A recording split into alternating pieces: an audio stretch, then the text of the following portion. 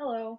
In this video, I'll be covering some exercises on reading histograms. So it's important to get practice on reading histograms because we're going to be reading a lot of histograms as in our study of statistics. We will be visiting histograms again when we discuss the normal curve, again in chapter 5, and we will be using the normal curve throughout many, if not most, of the other chapters in our course. So reading, it's very important that you can read histograms. So let's go through these exercises.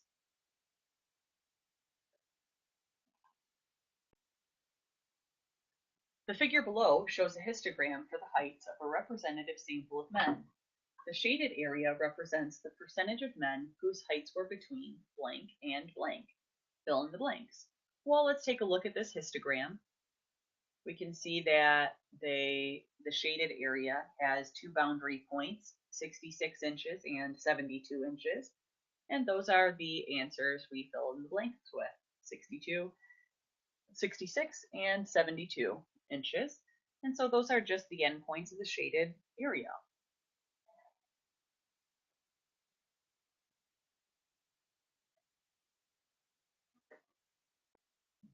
Someone has sketched one block of a family income histogram for a wealthy suburb. About what percentage of the families in this suburb had incomes between 90,000 and 100,000 a year? The first thing we need to do to break this down is to think about the range of family income that we are looking at. So we're looking at just the families that had an income between $90,000 and $100,000. And so that's this little end on the right, which is a range of $10,000. So we use this range in getting the total percentage of families that had incomes within that area. So we take the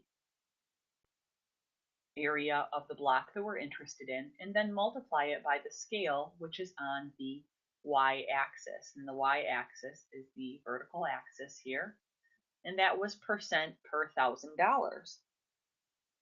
So we end up with this calculation, 10% times 1% per $1,000, which gives us a total of 10%. Like I said, anyway, $10,000 times 1% per $1,000 is 10%. That's 10% of the families had incomes between $90,000 and $100,000 per year. And we can see that income was distributed evenly among this block. So we could also alternately have said what percentage of families had incomes between 90 and, or excuse me, between 50 and 60, 100,000, between 50 and $60,000 a year. That would also have been a range of $10,000, and the same scale applies, percent per $1,000 or 10%. Next up, we'll look at these two histograms that are sketched below. These are what we call a smooth curve. That's because you don't see each of the individual blocks in the histogram, just the outline of the curve. One of the histograms shows the distribution of age at death from natural causes, and the other shows age at death from trauma. And we need to decide which is which and why. Well, let's first think about what we're seeing on this histogram. So along the x-axis, you can see that they have age. So we can assume that this goes from lower age to higher age. That's just a standard setup on a number line, and on a histogram like this, you can always assume that it goes smaller to bigger. On the y-axis, we always have frequency when we're looking at a single variable histogram like this. So we can see that in this first histogram, most of the deaths occurred at a higher age. As age increases, so does the frequency of death. Whereas here we have most of the deaths occurring at younger ages, and fewer deaths at higher ages. So once you have broken that down, it's clear that number one must be death from natural causes, because that's a group that has an older age range, whereas histogram 2 represents death from trauma, because most of the deaths are happening at younger ages. We can further think about these two histograms. These are classic examples of what we call positive skew and negative skew. So positively skewed histogram has the bulk of the group is on the far right, whereas in negative skew, the bulk is on the far left. And we'll see that the positive and negative terminology makes sense. It'll make more sense as we get into the normal approximation, but it's because of the tendency to refer to the right side as the positive side and the left as the negative. So that's a preview of some things to come. Let's look at our next item. In a survey carried out at the University of California, Berkeley, a sample of students were interviewed and asked what their grade point average was. A histogram of the results is shown below, and the GPA ranges are standard 0 to 4. Part A, true or false. More students reported a GPA in the range of 2 to 2.1 than in the range of 1.5 to 1.6. The first thing we need to think about here is, okay, are these ranges the same size interval? And in fact, they are. We can see that they are both an interval of 0.1. So now we need to look at mapping those onto the histogram below. So you can see that on the left, we have the range from 1.5 to 1.6, and on the right, the range from 2 to 2.1. And when you look at it like that, it's quite obvious that this is true. More students reported a GPA in the range 2 to 2.1. And now we're well prepared to look at part B, true or false. More students reported a GPA in the range 2 to 2.1 than in the range 2.5 to 2.6. Now this is another interval of a 0.1 size. And let's take a look at this visually on our histogram. And we can see again that there must be, this is true, there are definitely more students in this 2 to 2.1 range. We know there's more because, like any histogram, this goes, the variable measurement goes along the x-axis, and then the frequency of the occurrence of scores is always on the y-axis. So this is the frequency of any of these GPAs. And now let's get at the real question here, the trickier point here, and see what accounts for the spike at 2. And the spike at 2 we're talking about is this spot right here.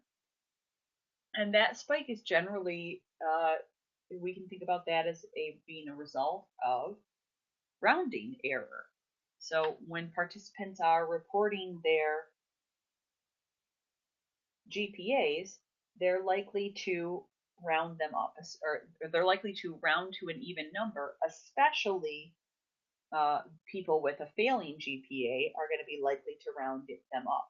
Having a GPA of at least a 2.0 is really important as a GPA, because 2 is a bare pass. If the GPA is below 2, that's a failing grade. And so people who are below 2 or close to 2 are more likely to just round up to a 2.0. And so this is why we see this spike at that point.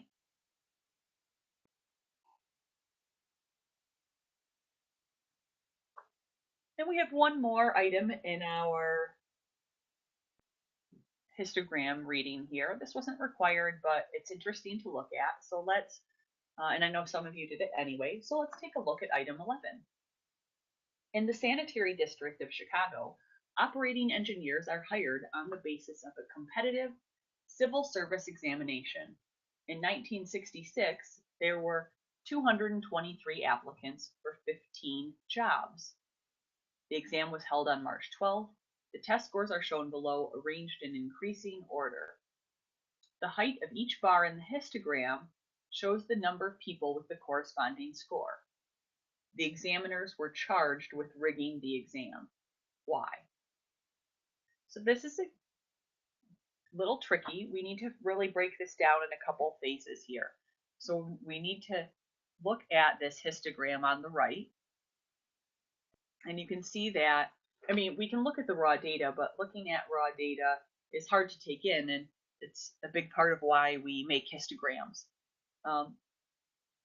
So we can see when we look at these data that, especially when we see it in its histogram format, that most of the applicants are grouped together in these scores that are from about 26 to 84. And then there's a big gap between 84 and 90 where no one scored in that gap.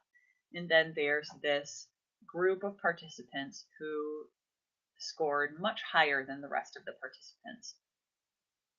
Now, anytime you see something like that, that should make a little alarm bell go off. So you think, oh, hey, could something else be going on here? Well, how many people are in this block? So let's look at the histogram and break that down. We can see that there are, that this first set here has 3 people that got 90, 91, and 92. So that's 3, 6, 9 people. Plus then here, there's a bar where 4 people received scores of 93. And then there's 2 more people with a score of 95. So that's a total of 15 people. And if you recall, there were 15 jobs only, and it's quite and that is quite suspicious. And this is what alarmed the and led first to the suspicion with these examiners and led to them being charged with rigging the exam, because this kind of distribution doesn't happen by random chance, that there just happen to be 15 people who are many points above all the hundreds of others. It's not random chance. The probability of that happening is extraordinarily low. And that's why the experimenters, in a nutshell, were charged with rigging the exam.